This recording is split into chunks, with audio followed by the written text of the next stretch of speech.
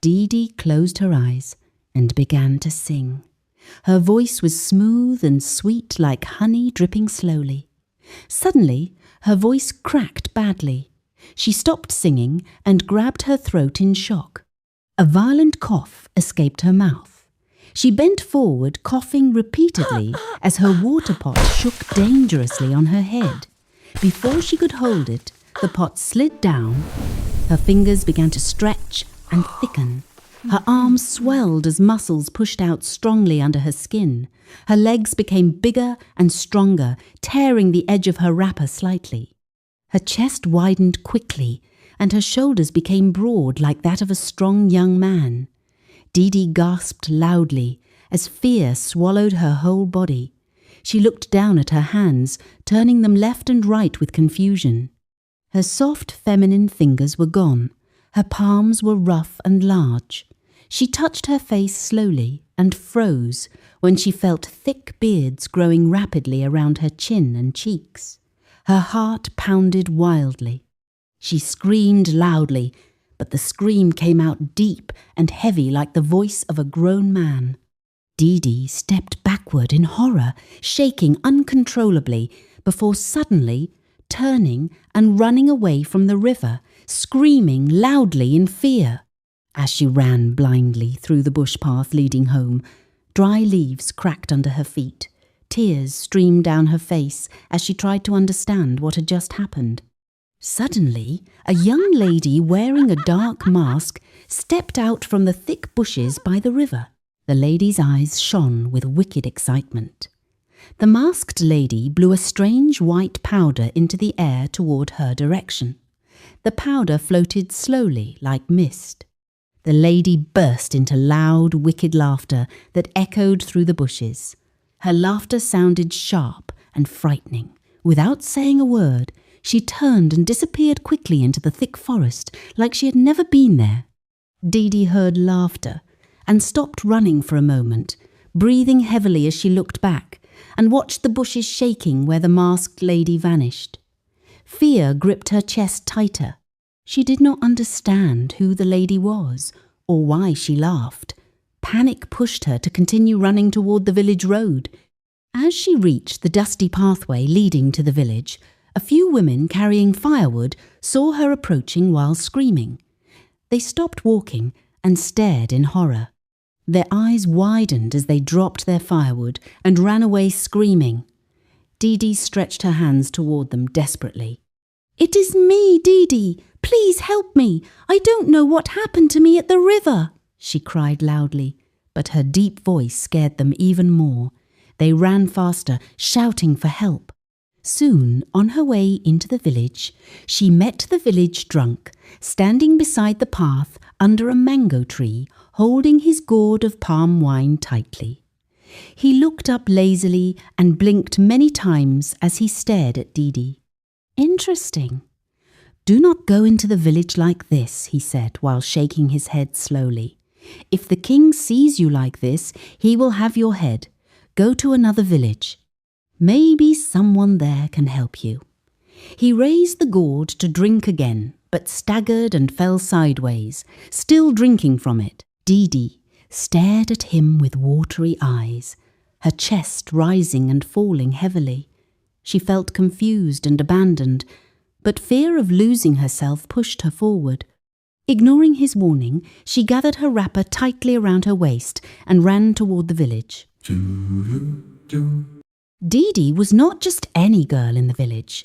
She was known as the most beautiful girl anyone had ever seen there. Her skin glowed like polished bronze under sunlight, and her long dark hair flowed down her back like smooth silk. Her voice was her greatest gift. Whenever she sang, farmers stopped working to listen. Children stopped playing and ran closer just to hear her. Birds gathered around her roof every evening to sing along with her melodies. At only 19 years old, Didi had already captured the hearts of many young and old men in the village. Every morning and evening, men lined up outside her father's house carrying baskets filled with fresh farm harvest, like yams, corn, vegetables, and palm oil, just to see her smile. Some came with goats and chickens as gifts. One day, the richest man in the village stood proudly before her father under the large cashew tree in front of their compound. "Papa Didi, please allow me to marry your daughter," he said boldly. "I will decorate her with gold from head to toe. She will never walk again because I will buy horses for her to ride anywhere she wants. She will never know hunger or suffering." The man smiled confidently as villagers gathered to watch. Papa Didi straightened his back and shook his head firmly. "Never," he replied strongly. "My beautiful daughter, my pride will never marry another woman's husband." The villagers murmured in surprise because the rich man already had wives. Papa Didi raised his chin proudly. "Her husband is fresh from heaven," he added with a serious face. The rich man left angrily, but Papa Didi remained smiling proudly while villagers praised his decision. During the great village festival that came once every year, the entire village gathered in the king's palace square to celebrate with dancing, wrestling and singing competitions. The square was decorated with palm leaves and colourful fabrics. Drummers beat loudly while dancers moved joyfully around the open field. Many young maidens displayed their talents, hoping to impress the royal family. When it was finally Didi's turn, the crowd became quiet with excitement. She stepped forward gracefully, wearing beautiful beads around her waist and ankles. The moment she opened her mouth to sing, the entire crowd froze in admiration. Her voice rose sweetly into the sky, like a blessing from the spirits. Even the king leaned forward, smiling widely as he listened. Suddenly, the prince, who had been sitting quietly beside the king, stood up slowly, with bright eyes fixed on Didi. The crowd murmured in curiosity. The prince walked closer to her while she continued singing. When she finished, he smiled warmly, removed his shining gold necklace, and gently placed it around Didi's neck. The entire crowd gasped loudly in shock. Some single maidens nearly fainted in heartbreak because many of them had secretly loved the prince for years. "I have finally found the bone of my bone," the prince said proudly. Didi's mouth opened in shock as she stared at him speechlessly. The crowd burst into excited whispers. At that moment, Didi's best friend, Eno, jumped out from the crowd, screaming in excitement. She danced around Didi happily. "I cannot believe this! I will become the best friend to a queen!" she shouted loudly. But other maidens stared at Didi with burning jealousy in their eyes, whispering bitter words among themselves. That same evening, the king sent 5 fat cows, bags of rice, yams, and other food items to Didi's house. As a sign of royal approval, the entire compound became filled with celebration. Papa Didi sat proudly under the big cashew tree, fanning himself with a hand fan while smiling from ear to ear. Neighbours gathered to congratulate him. "This is what I have been saying," he shouted proudly. "My daughter deserves the best." Women ululated happily, while children danced around the cows tied near the compound. Didi sat quietly beside her father, still shy but happy. Eno stayed close to her, whispering jokes and laughing excitedly about palace life. But among the celebrating crowd, a few maidens stood far away, watching with cold and jealous eyes. Their whispers floated like poison in the evening air. Some of them felt Didi did not deserve such royal favour. Unknown to Didi, dark jealousy was slowly growing around her like silent fire waiting for wind. A few days after the festival, Didi decided to go to the river early in the morning to fetch water, not knowing that her life was about to change forever. She hummed softly while carrying her water pot, remembering the prince's smile and the golden necklace resting beautifully around her neck. She had no idea that someone was already watching her quietly from the bushes that morning. Now, As Didi ran toward the village in her frightening new body, dust rose under her strong feet. Her heart pounded with fear as she imagined how her father would react seeing her like this. Villagers who saw her running began to scream and scatter in different directions. Mothers grabbed their children quickly and rushed into their huts, slamming their doors shut. Some men picked up sticks and cutlasses, watching her carefully from a distance. "Don't come close," someone shouted. "Stay away," another voice yelled. Didi stopped running and stretched her hands toward them, crying loudly. "Please, it is me, Didi," she shouted desperately, but her deep masculine voice only increased their fear. A group of young boys threw small stones at her before running away nervously. Tears rolled down Didi's bearded face as she stumbled forward weakly. She finally reached the entrance of her father's compound and froze completely. Villagers had already gathered there, whispering loudly. Papa Didi stood in front of the compound gate, holding his walking stick tightly. His proud face slowly changed into confusion and fear as he stared at the strange figure standing before him. Eno stood behind him, covering her mouth in shock. Didi took a slow step forward, trembling badly. She opened her mouth to speak, but suddenly a familiar wicked laughter echoed faintly from the nearby bushes surrounding the compound. Didi quickly turned her head toward the bushes when she heard the wicked laughter again, but the bushes only moved slightly as the wind blew through them. She saw nothing and no one. Fear wrapped around her heart like a tight rope. Slowly she turned back toward her father. Papa Didi stood frozen, his walking stick shaking in his hand. His mouth slowly opened as he stared at the strange figure standing before him. His proud face suddenly looked weak and broken. What happened to you?" he asked with a trembling voice. Didi lowered her head as tears rolled down her bearded face. Her large hands shook badly as she held her wrapper tightly. "I went to the river, Papa, and suddenly this happened," she said between heavy sobs. Her deep voice made the situation even more painful. Before Papa Didi could respond, loud crying filled the air. Mama Didi was running from the market, dropping her basket of vegetables and fruits along the dusty road. Her wrapper was loose as she ran wildly toward the compound. "Didi, my daughter!" she cried loudly. Villagers followed her behind, whispering fearfully. The moment Mama Didi reached the compound and saw the tall, muscular stranger standing there, she stopped suddenly. Her body froze. Her eyes widened as she stared carefully. "Didi, what happened?" she asked slowly, her voice shaking like dry leaves in the wind.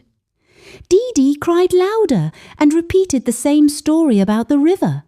Mama Didi covered her mouth and stepped backward, shaking her head slowly as tears filled her eyes. The compound became silent, except for Didi's deep crying. Suddenly, loud footsteps and metal sounds broke the silence. The king's guards marched into the compound, wearing their royal uniforms, holding long staffs. The villagers quickly moved aside respectfully. The chief guard stepped forward with a serious face. "The king summons Didi to the palace immediately," he announced loudly. Shock spread across the crowd like wildfire. Papa Didi staggered backwards slightly as Mama Didi grabbed her chest. Didi's legs became weak. "Papa, I am finished," she cried loudly. Papa Didi could not speak. He only stared at her as tears rolled down his cheeks. The guards surrounded Didi gently but firmly and began escorting her toward the palace. As they walked through the village, people rushed out of their huts and shops to see her. The road became crowded quickly. Some villagers whispered in fear, while some pointed at her with shocked faces. A group of young maidens covered their mouths and burst into laughter, unable to hide their cruel joy. Didi lowered her head in shame as tears continued falling. Some elderly women shook their heads sadly, while children hid behind their mothers' wrappers, peeking curiously at her new appearance. The closer they got to the palace, the louder the whispers became. Didi felt like her heart was breaking into pieces with every step she took. When they arrived at the palace square, the guards led her straight into the royal gathering hall. The king sat proudly on his carved throne, wearing heavy beads and royal cloth. Beside him stood the prince, looking restless and confused. Many chiefs and elders sat quietly around the hall. The moment Didi entered, the entire hall became silent. Everyone stared at her in disbelief.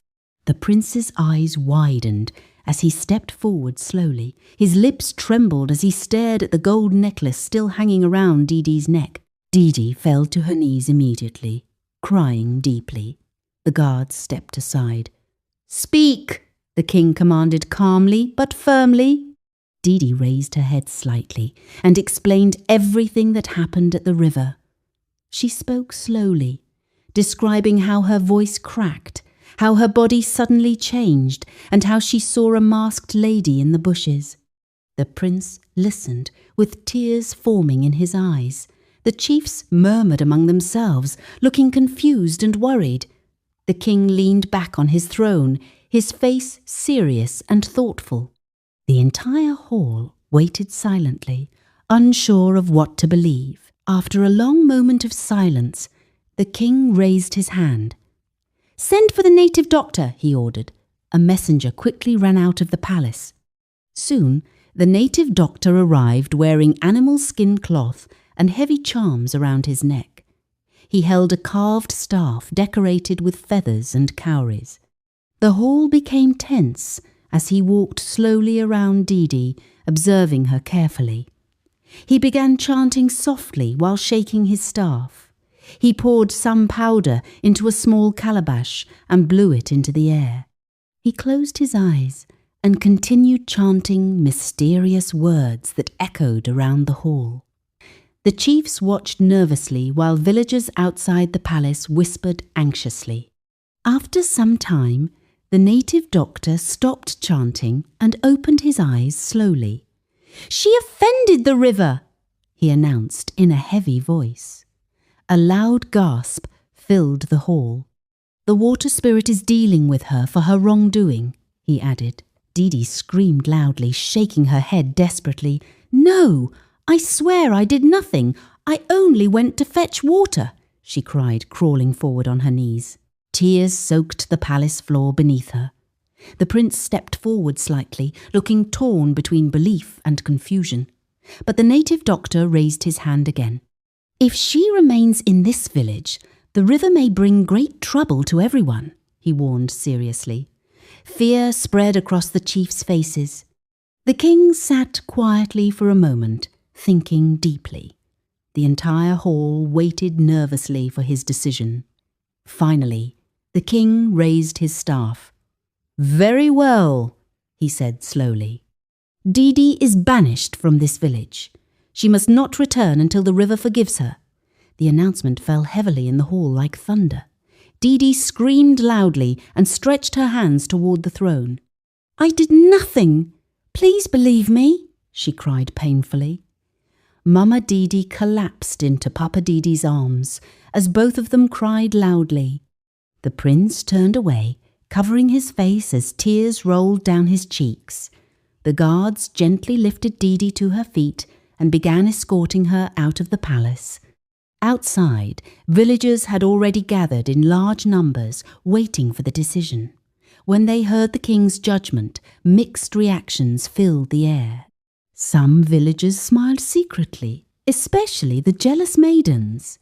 Others cried openly, shaking their heads sadly. As Didi walked slowly toward the village boundary, her parents followed behind her, crying helplessly. Her mother kept calling her name while her father walked silently, his shoulders heavy with pain.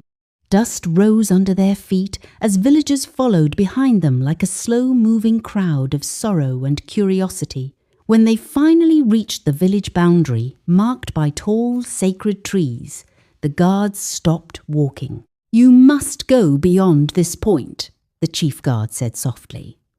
Didi turned back slowly, looking at her parents, the villagers, and the home she grew up in.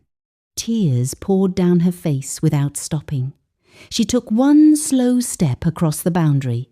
The moment she crossed it, a loud cry came from behind the crowd. Eno, her best friend, suddenly pushed through the villagers and collapsed on the ground, crying uncontrollably. She hit the dusty ground with her hands as she screamed Didi's name repeatedly. Some women tried to hold her, but she struggled and cried harder.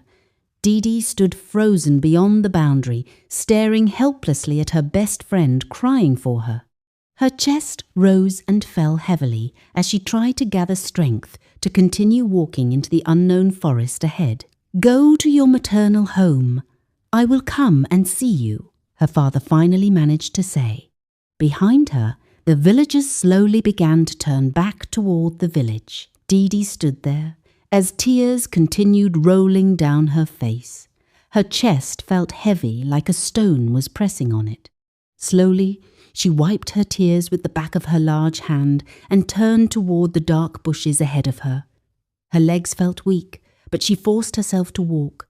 Each step felt like she was leaving her entire life behind.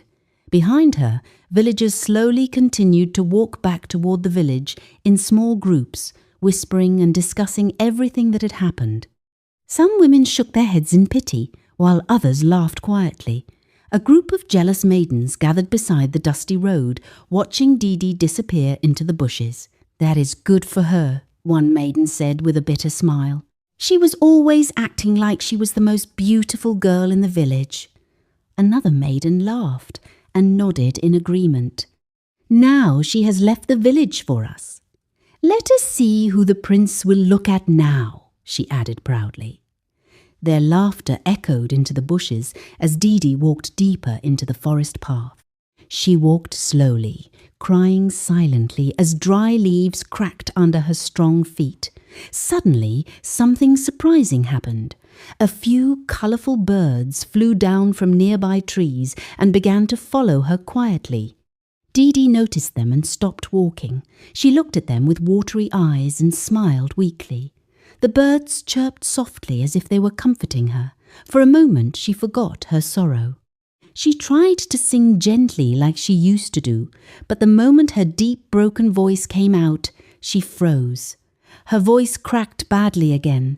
The painful reminder made her burst into fresh tears. She covered her face and cried as she continued walking alone into the forest. After hours of walking, Didi finally reached her maternal village, where her grandmother lived. The small compound looked peaceful with palm trees surrounding it.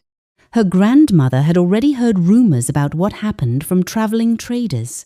The old woman stood outside her hut, waiting anxiously if she would come, and she did. The moment she saw Didi walking toward her, she ran forward with surprising speed. She did not show fear or shock. Instead, she hugged Didi tightly with love and warmth. "My child, do not cry," her grandmother said gently while stroking her back. "Everything will be well." Didi cried loudly in her grandmother's arms, like a small child who had finally found safety. Her grandmother held her hand and led her inside the hut, giving her food and water. She treated her with kindness and never allowed her to feel unwanted, and every morning Didi's grandmother would wake up, offering prayers to the gods on her behalf. Days turned into weeks, and weeks turned into months. Slowly, Didi began to adjust to her new life, helping her grandmother with small chores. Meanwhile, back in her home village, life slowly returned to normal. The villagers stopped talking about Didi. The festival decorations were removed, and people continued their daily farming and trading. But unknown to everyone, a shocking secret was about to be revealed. One early morning, a palm wine tapper climbed a tall palm tree near the sacred shrine beside the river. He carefully tied his rope and began collecting palm wine into his calabash. As he worked, he suddenly heard strange voices coming from the nearby shrine. Curious, he looked carefully from the top of the tree and saw movements inside the shrine. His eyes widened in shock. He quickly climbed down the tree, his heart beating fast with fear and confusion. Slowly, he tiptoed closer to the shrine and peeped through a small opening. The moment he saw clearly what was happening inside, he gasped loudly and covered his mouth. Without wasting another second, he turned and ran as fast as his legs could carry him. He ran through the village road, breathing heavily until he reached the palace gate. The guards stopped him that it was too early, but he demanded to see the king urgently. His voice shook as he begged for permission. When he was finally allowed inside, he fell on his knees before the king and began to explain what he saw. As soon as he mentioned it involved the shrine and the native doctor, the king and the palace guards gasped loudly in disbelief. The king immediately ordered the guards to bring the native doctor and Ino, Didi's best friend, to the palace. The guards rushed out quickly and returned shortly, with both of them looking nervous. The king also ordered that all villagers should gather at the palace square. Soon the entire village gathered, whispering curiously about what was happening. The king raised his staff and commanded silence. He then ordered the palm wine tapper to repeat what he saw at the shrine. The tapper swallowed nervously and spoke slowly. "I saw the native doctor and Ino lying together inside the shrine," he said. The crowd gasped loudly. Shock spread across the square. The king turned toward the native doctor with an angry face. "Why have you broken the sacred rules by being with another person instead of your wife?" the king asked sternly. The native doctor lowered his head in shame. After a long silence, he finally confessed. He admitted that he and Ino had been secretly meeting for a long time. The crowd murmured in shock. He continued speaking slowly, his voice shaking. "Ino came to me one morning. She said her friend Didi always behaved like she was the most beautiful girl. She said Didi attracted the prince, and she wanted to make her look frightening so people would run away from her. So we changed her into a man using powder," he confessed. The entire village gasped loudly again. "I can't believe this!" Mama Didi shouted in tears, unable to believe what she was hearing. The king turned to Ino with a serious face. "Is this true?" he asked firmly. Ino stood trembling as shame covered her face. Tears rolled down her cheeks as she slowly nodded her head. She admitted she wore a mask and sprayed the powder at the river that morning. The villagers shouted in anger and disbelief. Many women cried out loudly. The king's face became dark with disappointment. Immediately he ordered that ashes should be rubbed all over the bodies of the native doctor and Ino as punishment. Villagers brought ashes and rubbed them on their bodies as they cried in shame. After that, they were chased out of the village, never to return again. That same morning, far away in her grandmother's hut, Didi suddenly woke up from sleep. She stretched slowly on the mat and rubbed her eyes. Suddenly, she noticed something strange. Her body felt light and different. She quickly looked at her hands and gasped loudly. Her soft feminine hands had returned. She touched her face quickly and felt no beard. She jumped up in excitement and ran outside shouting with joy. Her grandmother rushed out and froze in happiness when she saw Didi back to her original form. They hugged tightly, crying joyful tears together. Hours later, Didi heard loud horse footsteps approaching the compound. She stepped outside and saw her parents running toward her with palace guards and a decorated horse. Her mother hugged her tightly, crying with happiness. Her father held her shoulders proudly, unable to stop smiling through his tears. They explained everything that happened in the village and how the truth was revealed. Didi listened in shock, placing her hands on her chest in disbelief. The guards respectfully helped her climb onto the royal horse. Villagers from her grandmother's village gathered to watch as she was escorted back home. When she arrived at her village, she was welcomed with singing, dancing, and celebration. The king received her warmly and apologized for the wrong judgment. The prince ran forward and held her hands gently, tears shining in his eyes.